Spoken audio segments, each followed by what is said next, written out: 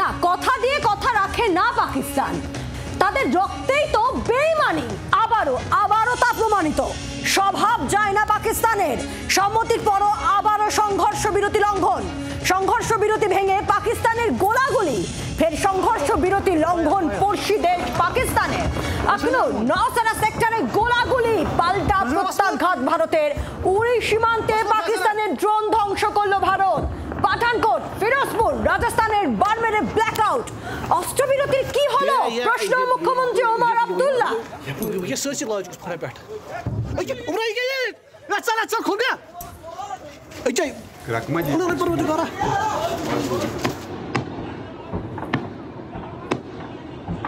আমরা কথা বলবো, আমাদের সঙ্গে সরাসরি রয়েছেন আমাদের প্রতিনিধি জম্মু থেকে রাজীব চক্রবর্তী রয়েছেন আমাদের সঙ্গে।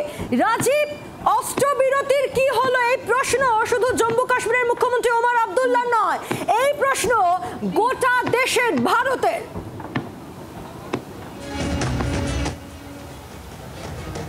দেখো, অস্ত্রবিরতি শুধুমাত্র মুখের কথা ছিল সেটা বলার অপেক্ষা রাখে না। তার কারণ যখন অস্ত্রবিরতির কথা ঘোষণা করা হয়েছে তার কয়েক মিনিট পরেই আমরা যে ছবি দেখেছি তাতে অস্ত্রবিরতির কথা একেবারে ভাওতা মনে হয়েছে। কিন্তু পায়েল, তোমাকে আমি প্রথমেই জানিয়ে রাখি যে আমরা অত্যন্ত কম আলো নিভিয়ে এই লাইভ করছি। তার কারণ যেখানে আমরা রয়েছি সেখানে যখন তখন আক্রমণ হতে পারে শত্রু দেশ পাকিস্তান। তারা যেভাবে সিজ ফায়ার ভায়োলেশন করেছে সেক্ষেত্রে কিন্তু তাদের ভরসা করা যাচ্ছে না এবং ভারতীয় সেনা তারা পরামর্শ দিয়েছেন আলো নিভিয়ে রাখার।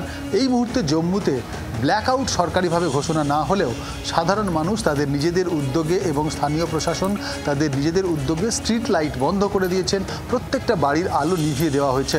তার কারণটা কি? তার কারণ জম্মু থেকে একেবারে তুমি যদি যাও পুঞ্চ পর্যন্ত তাহলে দেখবে প্রত্যেকটি জায়গাতেই কিন্তু সিজ ফায়ার ঘোষণার পরেই সেটিকে ভায়োলেশন হয়েছে এবং গুলি চালানো হয়েছে। কোথায় কোথায় হয়েছে? আখনুর সেক্টরে আজকে গুলি চালানো হয়েছে এলওসি বরাবর সীমান্তের ওপার থেকে।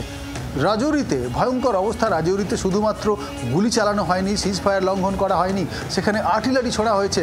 যে ছবি আমরা গতকাল দেখেছিলাম রাজৌরিতে, সেই একই ঘটনা আজকে কিন্তু রাজৌরিতে দেখা যাচ্ছে। পুঞ্চেও একই ঘটনা দেখা যাচ্ছে, শ্রীনগরে একই ঘটনা দেখা যাচ্ছে। অর্থাৎ সমগ্র জম্মু কাশ্মীর জুড়ে পাক সেনা তাদের যে মুখোশ সেটা খসে পড়েছে। পাক সেনা তাদের যে প্রতিশ্রুতি সেটা তারা ভঙ্গ করেছে। এবার যদিও এক্ষেত্রে ভারতীয় সেনা কিন্তু একেবারে এখনও পর্যন্ত ধৈর্যের পরীক্ষা দিয়ে চলেছেন, যেহেতু এক্ষেত্রে ভারতীয় সেনা কথা দিয়েছে সিজ ফায়ার করার এবং তারা সেই সিজ ফায়ার কিন্তু করে যাচ্ছে। কোনোভাবেই ভারতীয় সেনা আজ গুলি চালাচ্ছে না।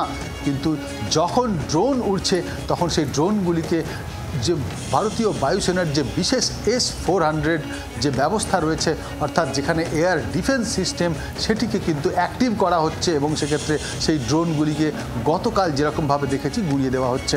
এখানে প্রশ্ন আসতে পারে যে সেক্ষেত্রে ভারতীয় সেনা তার জবাব দিচ্ছে না কেন? তোমাকে জানিয়ে রাখি যে গতকাল যদি আমি 100 ধরি, অর্থাৎ 100% পাকিস্তান সেনা আক্রমণ করেছে এবং 100% পাকিস্তান সেনা আর্টিলারি ছুড়েছে, ড্রোন উড়িয়েছে, তাহলে আজকের সংখ্যাটা 10% বলা যেতে পারে। অর্থাৎ পাকিস্তান সেনার যে স্বভাব সেটা তারা কিন্তু বর্জন করতে পারেনি। পরিমাণে কমলেও, অনুপাতে কমলেও তারা কিন্তু আক্রমণ যেভাবে করেছে নিরীহ গ্রামবাসীদের লক্ষ্য করে, ভারতীয় সেনাকে লক্ষ্য করে তারা কিন্তু সেই কর্মকাণ্ড আজও চালিয়েছে। আর এই পরিস্থিতিতে একটা প্রশ্ন উঠে যাচ্ছে, তাহলে সিজ ফায়ারের যদি এই হাল হয় তাহলে ভারতীয় সেনার সঙ্গে যে লড়াই চলছিল গত কয়েকদিন ধরে সেই লড়াইয়ের কি হবে? লড়াই কি থেমে যাবে আদৌ? 12 তারিখে কি বৈঠক হবে? ইতিমধ্যেই ভারত বেশ কয়েকটি শর্ত আরোপ করেছে। কোনো রকম আগাম শর্ত দিয়ে পাকিস্তানের শর্ত মেনে ভারত বৈঠকে বসবে না। বৈঠক হবে ভার্চুয়ালি এবং কোনো রকম যে কূটনৈতিক সিদ্ধান্ত ভারত নিয়েছে, যে সমস্ত ভিসা বাতিল করা পাকিস্তান নাগরিকদের এবং সিন্ধু জল চুক্তি বাতিল করা সহ একাধিক কূটনৈতিক সিদ্ধান্ত আগের মতোই লাগু থাকবে এবং কোনো তৃতীয় দেশের মধ্যস্থতা ছাড়াই এই আলোচনা চলবে। এতগুলো শর্ত ভারত দিয়েছে, সেই শর্ত মেনে পাকিস্তানকে এগোতে হবে এবং দেশটি যেহেতু পাকিস্তান, তাই ঠগের বাড়ির ভোজ না আচালে বিশ্বাস নেই, এরকম একটি কিন্তু যে বাংলায় প্রবাদ। পাকিস্তানি সেনা তাদের যে কোনো ক্ষমতা নেই, তারা যে এখনো পরাধীন, কারণ তারা যে চলে জৈশ এবং লস্করের হেডকোয়ার্টারের মাধ্যমে, সেটা আবারও বারবার করে প্রমাণিত।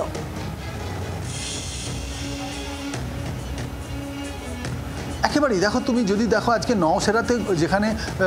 নওশেরাতেও সেখানে গুলি চালানো হয়েছে, সীমান্তের ওপার থেকে রাজৌরিতে মুহুর্মুহু গুলির পাশাপাশি আর্টিলারি ছোড়া হয়েছে।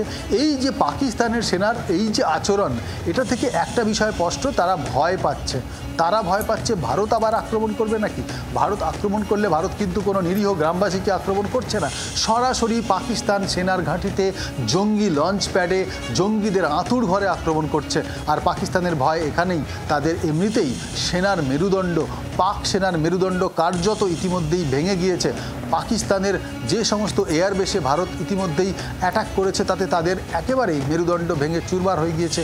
তাই তারা, আমরা জানি যে তারা সিজফায়ারের কথার প্রসঙ্গ তাদের তরফ থেকেই তোলা হয়েছে, তারা অনুরোধ করেছে, ভারত শর্ত দিয়েছে, সেই শর্ত মেনে 12 তারিখ পর্যন্ত সময় দেওয়া হয়েছে। এখন দেখার যে এই যে পরিস্থিতি তৈরি হয়েছে, এতে ভারতীয় সেনা কি করে এবং ভারতীয় সেনা আর কতক্ষণ ধৈর্যের পরিচয় দেয়। বাংলার আওয়াজ, বাঙালির আবেগ, জি 24 ঘন্টা।